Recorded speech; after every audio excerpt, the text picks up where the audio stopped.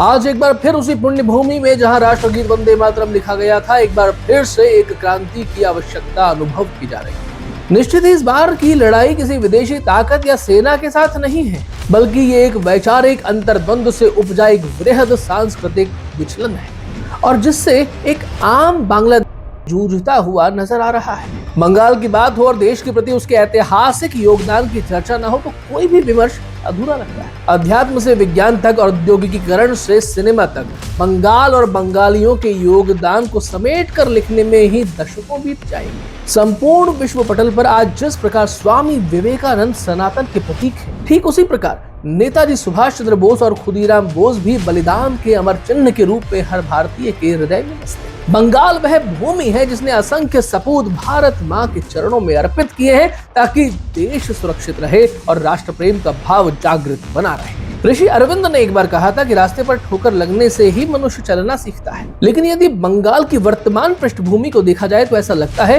कि बांग्ला भद्रलोक ने ठोकरों में ही अपना जीवन खोज लिया है, और बल्कि इन सब बातों से ऊपर उठकर एक काल्पनिक विचारधारा ही गढ़ ली है।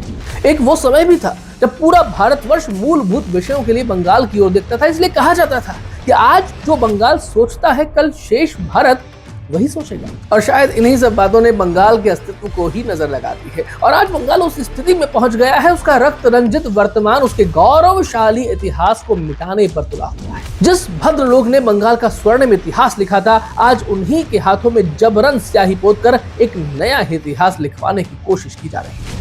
ऐसी भ्रम की स्थिति उत्पन्न कर दी गई है कि बंगालियों का एक बड़ा वर्ग वैभव की आकांक्षा छोड़कर दरिद्रता की प्रतियोगिता में ही अपनी पूरी बौद्धिक क्षमता को झोंक रहा है। 35 वर्षों के कम्युनिज्म के मीठे जहर को चखते चखते 2-3 पीढ़ियां समाप्त हो गई, और जब नए फ्लेवर में ममता काल आया तो आम बंगाली को इस मायाजाल में फंसने का एहसास भी नहीं हो पाया। जरा समझिए किस बौद्धिक समाज ने स्वयं को कैसे विभाजित कर लिया है, कई टुकड़ों में। शायद इन्हीं सब कारणों से इस समाज और बांग्ला भूमि में 2 बार राजनीतिक विभाजन और 1 बार सामूहिक विस्थापन संभव हो सका।